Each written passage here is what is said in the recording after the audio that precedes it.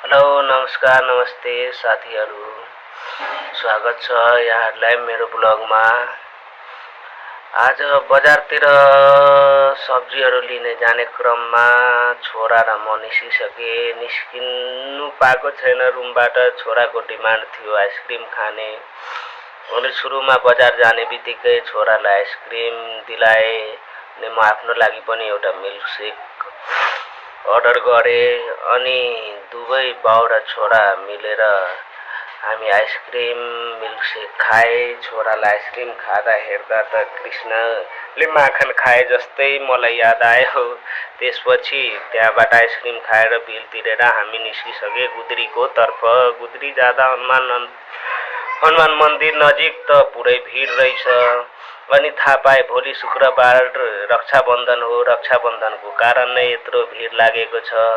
त्यसपछि हामी बाइकलाई पार्क गरेर भिडमै साइड भएर निस्किँदै गए। सब्जीहरूको मूल्य सोध्दै मोलाउँदै।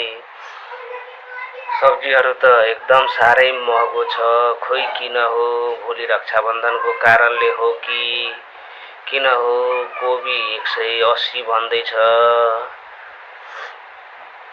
त्यहाँदेखि गएर कोबीहरू मोलाए। त्यसपछि गाजर लिए मैले, गाजर र काँक्रा लिए। त्यसपछि जाँदै गर्दै एउटा आमालाई हेरेँ फर्सी बेचिरहेको। फर्सी पनि पुरै ताजा नै देखियो। अनि आमाले कसरी हो, आमाले भन्नुभयो 80 रुपियाँ केजी। अनि मैले भने मिलाएर दिन्न भन्नुभयो। ल हुन्छ। मैले भने 1 किलो हालिदिनु। अनि आमाले पनि फटाफट जोखेर मलाई 1 किलो प्लास्टिकमा हालेर दिनुभयो। हुन त 80 रुपियाँ भएको थियो, तर आमाले भन्नुभयो 70 नै दिनु। अनि मैले 70 रुपियाँ आमालाई दिएर छोरा पनि कचकच गरेर भाग्न खोजिरहेको थियो यतादेखि उता। त्यसपछि मैले आमालाई पैसा दिएर सामान लिएर निस्किसके। कोबी लिन बाँकी थियो।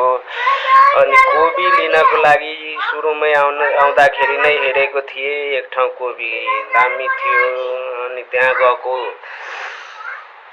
छोराले लिएर हिँड्दै कोबी भएको ठाउँमा गए। कोबी भएको ठाउँमा 150 रुपियाँ कोबी रहेछ। अनि आधा किलो लिए। अङ्कललाई 100 रुपियाँ मैले दिएँ। 100 रुपियाँ दिँदा अङ्कलसँग चेन्जै रहेनछ। मेरो 25 रिटर्न आउँथ्यो। अनि मैले उहाँलाई 5 रुपियाँ दिएँ। त्यसपछि उहाँले 30 दिनुभयो। अनि त्यहाँबाट हामी सामान लिएर छोरालाई औला समात्दै बाइकको तर्फ हिँडिसके।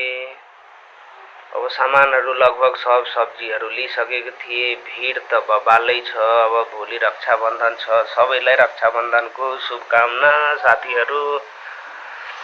त्यसपछि ठ्याक्कै सामान लिएर अनि पुगे बाइकमा सामानहरू झुन्ड्याएर। त्यसपछि रुमतिर लाग्नु पर्यो। अनि रुमतिर लाग्ने क्रममा एकछिन यहाँ गुद्री नजिकको हनुमान मन्दिरनिर रक्षाबन्धनको कारण ठुलो भिड थियो। त्यही भएर हेरेर वरिपरि हल्का रेकर्ड गरे। लाइटिङहरू पनि बब्बाल लागेको छ अगाडि त्यो रामजानकी मन्दिरवाला रोडमा। त्यसपछि त्यहाँबाट रेकर्ड गरेर एकछिन निस्के। बाटोमा आउँदा स्कुलको साथी एउटा फार्मेसीनिर किनिरहेको थियो।